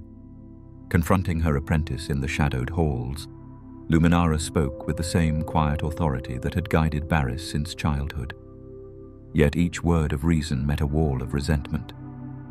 Barriss accused the Council of hypocrisy, her yellow eyes blazing with self-righteous fury as she extolled justice through sacrifice. Luminara felt the Force recoil at that conviction, a sickness born of righteous anger, and she struggled to reach the student she once knew. Before reconciliation could bloom, Barriss struck. In a clandestine act of desperation, she poisoned the temple's water supply, seeking to awaken the Jedi to the Order's corruption through shared suffering. Luminara arrived too late. In the sickened hush of the infirmary, she cradled a dying Plo Koon in one arm, her other hand pressed against the trembling form of a young acolyte. That night, as the hospital wings filled with innocent victims, Luminara's faith fractured. After the purge's end, Barriss confessed to her betrayal, her confession both a relief and a wound. Luminara, guided by the Jedi Code, handed her over to Republic authorities, her heart heavy with sorrow and unanswered questions. The student she had nurtured became a prisoner, while Luminara's own trials began. Investigation, public scrutiny, and the bitter taste of responsibility. In the following council session, Luminara sat with bowed head, her uniform immaculate, yet her eyes distant. Grandmaster Yoda spoke of compassion and the burden of mercy, reminding the council that adversity tests resolve. Though the council affirmed Luminara's intent, they could not erase the tragedy. Legend holds that she requested a private retreat to Mirial's reflective pools, seeking to restore balance within her own fractured soul. Over time, Luminara's wisdom deepened. She resumed her duties with a new philosophy, that a mentor's role extends beyond instruction into vigilance over each heart entrusted to their care. Her lectures on emotional integrity became cornerstones of Jedi training, and her silence in council carried more weight than any blade, an acknowledgement that even the brightest spirits can be dimmed by unchecked zeal. Now, as the cell's barred shadows lengthen into evening, Luminara stands and retrieves her saber. Its hum, once abandoned, flares anew, soft yet steady, as she steps into Coruscant's humming corridors. Ahead awaits a test of compassion reborn, the defense of hope against a galaxy still healing from betrayal. A single hand, gloved in heat-charred leather, reaches out through the ashen haze of Mustafar, its fingers trembling as black embers drift like flurries around a fallen figure. In that desperate moment, Obi-Wan Kenobi's heart burns brighter than any binary sunset, yet his touch cannot draw Anakin Skywalker back from the abyss. This image, hope clasped in grief, embodies the chasm between a master's compassion and an order's rigid doctrine. Obi-Wan's journey began on Stugion's rolling plains, where childhood curiosity first tuned him to the Force's murmur. Discovered by Qui-Gon Jinn, he learned that strength of heart must temper strength of blade. Under the Jedi Code, he excelled in Form 3, mastering defensive postures that reflected an opponent's fury back upon themselves.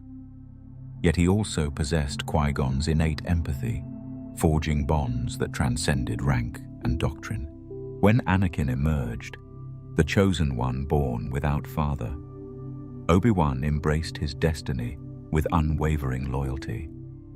The Council, wary of prophecy, hesitated, but Qui-Gon entrusted his final charge to the young Padawan. In that vow, Obi-Wan found purpose: to guide Anakin's brilliance and guard his innocence.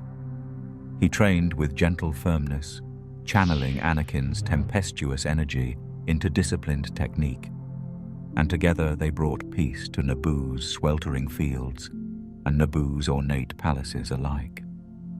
As the Clone Wars engulfed the galaxy, Obi-Wan's calm resolve became a beacon amid chaos. He negotiated truces and led daring rescue missions from Christophsis to Utapau, his decisions marked by a balance of empathy and strategy. In council sessions, he advocated patience with Palpatine's growing power, even as others urged immediate crackdown, believing that mercy could avert greater bloodshed. Yet every triumph carved deeper scars in Anakin's soul. Secret fears of loss, of failure, festered beneath his veneer of charm. Obi-Wan sensed these shadows and counseled open confession and shared burden, but the Council discouraged personal counsel, fearing attachment. When Anakin revealed premonitions of Padme's suffering, Obi-Wan petitioned the Council for leave to protect her, only to be overruled in deference to order over heart. That moment festered, sowing seeds of betrayal. On Mustafar, when Anakin's corruption crystallized into Darth Vader, Obi-Wan confronted his fallen apprentice atop rivers of molten rock. Sparks leapt as sabers collided, blue meeting crimson in furiously mirrored arcs. Each parry echoed with memories of shared laughter and hard-won victories. But beneath his strikes lay agony. He struck not to kill his brother, but to save what remained of the light within him. When Anakin fell, Obi-Wan's hand extended in final plea. Words faltered in smoke and sorrow. "Anakin, Chancellor Palpatine has deceived you." His voice cracked, yet his conviction remained. But where a Jedi's blade fails, a Master's heart can only witness the abyss. Anakin's scream drowned Obi-Wan's hope as the ex-Padawan slid into darkness, leaving only ash-laden silence. Obi-Wan's exile on Tatooine became his penance and his vigil. He watched over Luke Skywalker from the shadows, nurturing the spark of redemption kindled by shared blood. His teachings shifted from formal lessons to quiet presence, guiding not with doctrine, but with the unspoken promise that the Force binds all living hearts. In each sand-whipped dawn, he remembered Anakin's laughter, and in every dusk, he mourned the Council's failure to balance law with love. Years later, on Death Star's bristling hull, he faced Vader again. A duel less of skill and more of burden carried. Obi-Wan laid down his life with calm resolve, not as defeat, but as sacrifice, freeing the path for Luke to confront the darkness and restore balance. In that final breath, his body vanished, leaving only the echo of enduring compassion. Obi-Wan Kenobi's legacy stands as a testament to the peril of rigid dogma unchecked by empathy. His failures and sacrifices remind every guardian that heart and principle must march in step, lest one betray the other. In fading legend and whispered holocron, his story endures. A master who loved too much for an order that loved not enough. A violet gleam cuts through Coruscant's night as Master Windu steps into the Chancellor's chambers, his posture rigid beneath the weight of duty. His Varpad stance crackles with controlled ferocity, an embodiment of martial mastery that channels inner darkness without succumbing to it. Yet in that very chamber, where trust once bound the Council to its guardians, Windu's doubt seeds his undoing. A purple blade, once ignited to uphold peace, will soon be snuffed out by lightning born of betrayal. Mace Windu's path began on Harun Kal, where he honed the ancient form of Varpad, a technique that danced on the edge between light and shadow, drawing strength from both. While other masters shunned such perilous balance, Windu saw Varpad as a mirror, reflecting an opponent's fury back upon them. In every duel, his blade moved like living energy, arcs of purple that whispered of relentless resolve and unwavering purpose. When Palpatine's machinations surfaced, Windu led the charge to end the Sith threat. He confronted General Grievous on Utapau, his Varpad lashing through droid armies as if they were paper dolls. He dueled Count Dooku under Coruscant's gleaming spires, each blow resonating like thunder across the city world. Yet for all his victories, Windu harbored a seed of mistrust, an undercurrent that grew each time he sensed Chancellor Palpatine's unnatural grasp on the Senate. As the Clone Wars bled into shadow, the Council grew uneasy. When Windu discovered Palpatine's true identity as Darth Sidious, his conviction crystallized into a plan. A small cadre of Jedi would storm the Chancellor's office and end the war at its root. His Varpad-fueled confidence carried him through the corridors, his purple blade igniting with lethal promise. Behind him, Yoda, Kit Fisto, and Agan Kolar flanked him, guards of light stepping into darkness. Sidious's chamber hummed with deceptive calm. At Windu's advance, the Sith Lord unleashed torrents of Force lightning. Windu's Varpad reacted instinctively. His blade became both shield and conduit, absorbing the twisted bolts and channeling them outward in a violet storm that shattered furniture and scorched marble. His eyes, narrowed with focus, sought the moment to strike.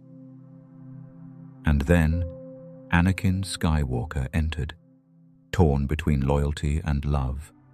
The boy Windu had hoped to trust blocked the final blow, his hand outstretched in desperate plea. In that heartbeat's hesitation, Sidious struck deeper, redirecting lightning into Windu's blade and then into Windu himself. The purple light sputtered and dulled, his mastery unable to absorb the twist of betrayal. His body collapsed to the ground, his blade extinguished, and his last sight was of Anakin's agonized face turned away as Palpatine's laughter filled the room. Windu's fall echoed across the galaxy, a stark paradox. The greatest warrior undone not by raw power, but by fractured trust. His Varpad mastery, once a testament to balancing darkness and light, became a symbol of the Council's over-reliance on martial skill without nurturing empathy. A warrior of unparalleled strength, he found that might could not shield him from the corrosive touch of doubt sown in others and nurtured in himself. In the aftermath, the Council's halls grew quieter. Windu's holocron was sealed, its teachings on Varpad cautioned against, but never forgotten. Masters debated whether to ban the form or reframe it as a lesson in self-awareness. In hidden enclaves, students practiced Varpad under muted torchlight, learning that every surge of power demands an equal measure of compassion. Across the galaxy, whispers of a purple blade lost to betrayal inspired both fear and reverence. Rebels invoked Windu's name when defying tyranny. Pilots painted his symbol on starfighters as an emblem of sacrifice. On Coruscant's memorial spire, a single plaque reads, "Mace Windu, guardian of balance, fallen by distrust." Leaving the memory of a master's final duel, we turn our gaze inward, to the Jedi's greatest paradox of all, a lifetime of wisdom brought low by unwavering tradition. Yoda awaits, and with him, the lesson that even the wisest can be blinded by their own certainty. Mist curls through the oasis gardens of Naboo, silvered by moonlight that shimmers off gentle streams. There, beneath ancient arches entwined with blooming vines, Master Qui-Gon Jinn stands apart from his peers, a solitary figure whose calm smile hints at secrets the Council cannot grasp. His robes rustle in the soft breeze as he follows the Force's whispered beckoning, a path that leads him toward destiny's turning point and the Council's lost chance at renewal. Qui-Gon's path began far from Coruscant's marble halls, on the pastoral plains of Coruscant's sister world. As a youth, he learned to trust the Force's living pulse in every rustling leaf and drifting petal. His unorthodox methods, favoring intuition over dogma, raised eyebrows among strict masters. Yet he found his true calling as a seeker of balance. Where others imposed the code, Qui-Gon listened to the Force first, then shaped his teaching around its counsel. When the Council sent him to negotiate trade disputes on the planet of Ord Mantell, he sensed more than shifting credits. He felt suffering hidden in the twilight streets. He walked among refugees and merchants alike, offering aid before mediation. His reputation spread among clones and senators who came to see him as a guardian of the powerless rather than a foot soldier of policy. Yet his greatest trial awaited on Tatooine, in the vast O'Shea Desert where twin suns beat down on slave camps and silent sands. There, Qui-Gon discovered a boy who carried the Force's fire like a hidden ember. Anakin Skywalker possessed raw power unmatched in living memory, yet he wore his doubt like a second skin. Qui-Gon pleaded with the Council to recognize the boy's destiny, arguing that rigid tradition could blind the Order to the Force's living will. "He is the chosen one," he declared, his voice resonant with conviction. His fellow masters, bound by protocol and prophecy, refused to bend. His pleas echoed unanswered through the chamber's vaulted arches. Despite the Council's rebuff, Qui-Gon defied their verdict. He negotiated Anakin's freedom, risking reprimand to bring the boy to Coruscant's temple. In every step of their journey, he nurtured Anakin's spirit, tempering fear with compassion and teaching control through compassion.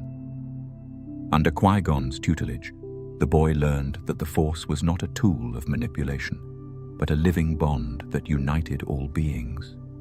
Their bond became legend among those who believed that hope could outshine fear. Qui-Gon's final act unfolded aboard the Trade Federation battleship, where Chancellor Palpatine's machinations began to align with shadows. As the Queen's ship escaped blockade, he faced the droid army alongside his apprentice and fellow masters. In the vast corridors, his blade danced through enemy ranks with effortless grace.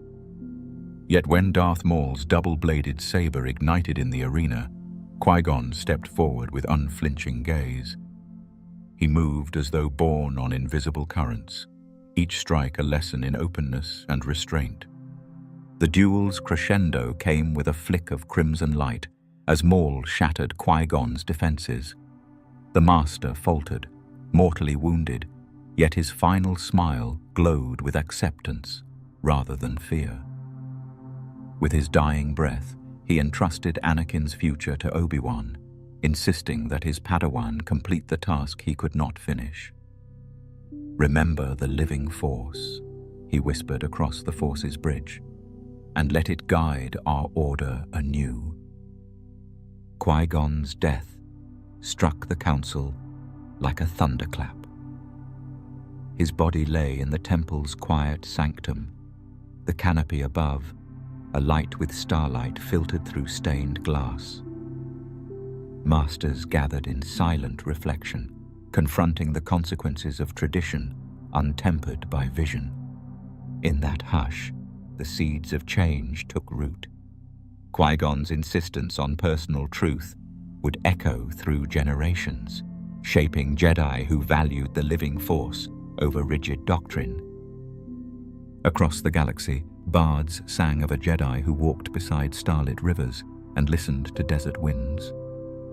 In hidden backwaters, initiates studied his holocron, not as a treatise on technique, but as an invitation to feel the Force's living pulse. And on Tatooine's dunes, Anakin Skywalker built his first pod racer under Qui-Gon's gentle guidance, carrying forward a legacy born of maverick faith. As dawn breaks over Naboo's tranquil lakes, we leave behind the memory of a rogue master's final lesson. Ahead awaits the twilight of traditions, where centuries of wisdom will clash with the inevitability of change. From Qui-Gon's fading smile into the Force, our path turns to Grandmaster Yoda, the ancient architect of the Order's heights and the heart of its ultimate trial. As winds brush over the ancient trees of Dagobah, as a small, gnarled hand closes around a green lightsaber's haft and lowers it with unspoken sorrow. Centuries of devotion and victories weigh upon Master Yoda's shoulders. Yet in this final moment, even his boundless wisdom cannot forestall the Order's undoing. The shimmering blade dims, its glow fading like a distant star at dawn, a testament to the cost of ancient traditions faced with a galaxy in flux. Yoda's journey began millennia ago on a distant planet, where his species' innate connection to the Force blossomed into unparalleled mastery. Trained in the secrets of balance and harmony, he rose through the ranks of the Jedi Order, his diminutive form belying a power that could reshape worlds. He counseled kings and emperors, deciphered prophecies, and forged the Council's earliest doctrines, believing that the path of peace lay in temperance and vigilance. Through centuries of conflict, from the Thousand Years' War to the Mandalorian Wars, Yoda's voice remained a beacon of temperate reason. He advocated patience when others sought swift victory, urging restraint, even as war's flames spread. His teachings on non-attachment guided generations of Jedi, shaping their commitment to a higher purpose. Yet with each passing age, new challenges arose, emerging threats that blurred the line between light and shadow, and political currents that tested the Order's resolve. When the Clone Wars erupted, Yoda found himself at the helm of a galaxy-spanning conflict. He dispatched Jedi across battlefields and negotiated fragile truces amidst carnage. His small frame strode across war-torn plains, lightsaber flashing like a beacon of hope, repelling droid armies and guiding clone legions. In council sessions, he sensed the ripples of fear that Palpatine wove into the Senate's tapestry. Yet his faith in the Republic's ideals tempered his doubts. As the war dragged on, the Order's once clear mandate blurred beneath the weight of duty. Jedi became generals rather than guardians, their identities consumed by strategy. Yoda felt the subtle shift in the Force, an undercurrent of despair, and warned against the path of militarization. His cautions echoed through marble chambers and battle-scarred halls, yet few heeded the ancient Master's counsel. In the Council's heart, his centuries of insight became overshadowed by the urgencies of war.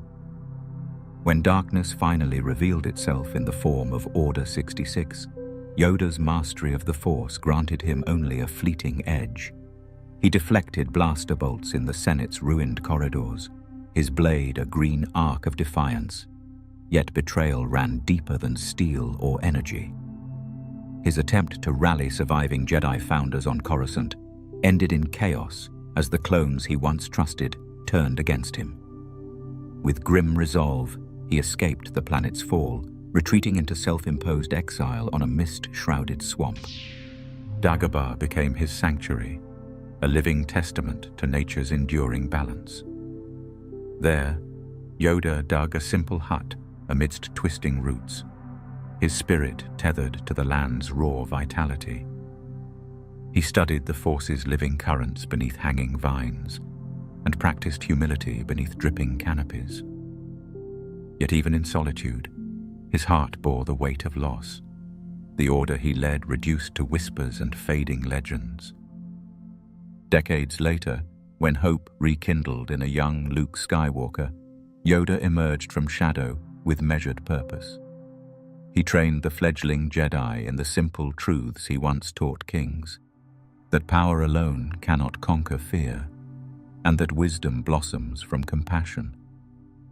With each lesson in humility, lifting a starship from swampy depths or leaning into the Force's embrace, he imparted more than technique. He shared the essence of a legacy tempered by failure. In his final moments, Yoda sensed the murmur of destiny beyond the veil of death. He walked to a mossy clearing, his cane clicking over gnarled roots. Beneath swaying branches, he ignited his lightsaber one last time, letting its glow mingle with starlight filtering through the canopy. His eyes closed as he spoke truths he had carried since time's dawn. Pass on what you have learned. With a serene exhale, he extinguished the blade, becoming one with the living force he had devoted his life to preserving. Yoda's passing resonated across the galaxy. Jedi and rebels alike felt the ripples of his departure, a gentle reminder that even the greatest guardians must yield to change. His lessons endured in holocrons and whispered lore, that true mastery lies not in power, but in the courage to let go, that tradition must evolve or wither, and that every ending plants the seed of a new beginning. From the final breath of ancient wisdom, we turn to the last hope of the Order, Luke Skywalker, whose journey from Padawan to Master will both honor and challenge Yoda's legacy. The galaxy never asked for a saint. It got Luke Skywalker instead, a farm boy turned legend who carried the weight of the Jedi's legacy on shoulders still bruised by his father's armor. His story is one of soaring hope and crushing irony. The man who reignited the Jedi flame also fanned the embers of its oldest flaws. Luke's journey, from wide-eyed hero to jaded hermit to spectral symbol, is a masterclass in how even the best intentions can spiral into history's echo chamber. Luke Skywalker didn't want to rebuild the Jedi Council. He had to. After burning his father's corpse on Endor, he spent years sifting through ruins, literally and metaphorically. Jedi texts on Ossus, Sith holocrons on Mustafar, even a weekend seminar with a Force-sensitive tree on Dagobah. Thanks, Yoda. His new order was supposed to be different. No stuffy dogma, no emotional constipation, no council members debating politics while the galaxy burned. Just raw, unfiltered connection to the Force. But old habits die hard. By the time Ben Solo toddled into his academy, Luke had unknowingly recreated the Jedi Council's greatest blunder: distance. He lectured about balance while meditating on cliffs, preached compassion while side-eyeing Ben's nightmares. The boy's darkness didn't scare him. His own did. Luke's academy wasn't a temple. It was a therapy camp with lightsabers. Students gathered around campfires, sharing stories of Imperial oppression and rebel hope. They built bonds the prequel-era Jedi would have labeled attachment. But Luke, for all his rebellion, couldn't escape the Council's shadow. His fatal flaw, hubris in reverse. Where the old Council clung to tradition, Luke rejected it so fiercely he missed the warning signs. He ignored Leia's concerns about Snoke's whispers. He dismissed Ben's visions as teenage phase. When he finally peered into his nephew's mind, he didn't see Kylo Ren. He saw Vader. And in that moment, Luke became Mace Windu, a warrior so convinced of his moral clarity that he'd rather strike first than ask questions. The temple burned. Students fled or fell. And Luke, like Yoda before him, chose exile, not out of shame, but certainty. The galaxy was better off without Jedi, without him. Luke's greatest failure wasn't Ben's fall. It was his refusal to see himself in the Council's ashes. The prequel Jedi fell because they became soldiers. Luke fell because he became a spectator. While the First Order rose, he sipped green milk and yelled at Rey for wanting to fight. "Pass on what you have learned," Yoda urged. But Luke, ever the contrarian, heard, "Pass the torch," to someone else. Yet even in exile, he couldn't escape the Jedi's cyclical curse. Rey's arrival forced him to confront the truth. The Order's sins weren't in its structure, but its stubbornness. The Council had ignored Anakin's pain. Luke ignored Ben's. The Council had feared the dark side. Luke feared his own shadow. The parallels were as subtle as a rancor in a tea shop. His redemption, a Force projection sacrifice on Crate, was peak Jedi irony. Luke saved the Resistance by doing what the old Council never could: letting go. No grand speeches, no clashing blades. Just a wink, a shrug, and a lesson he'd spent decades unlearning. Sometimes, the best way to lead is to vanish. Luke's final act didn't rebuild the Council, it redefined it. Rey took his texts, his compass, and his bad habit of rushing into fights, but she also inherited his ghosts, the weight of legacy, the lure of shortcuts, the fear of becoming her teachers. That lone X-Wing, still rusting on Ahch-To, a monument to the Jedi's eternal paradox. To inspire, you must first falter.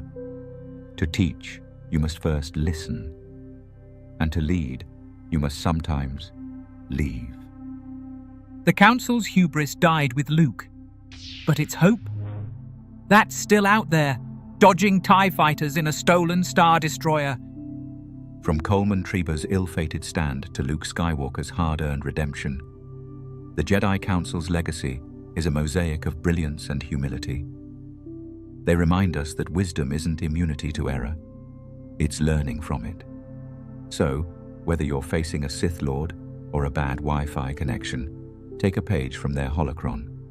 Trust the Force, question authority, yes, even your own. And never underestimate the short guy with a glow stick. May the Force be with you, and your critical thinking skills.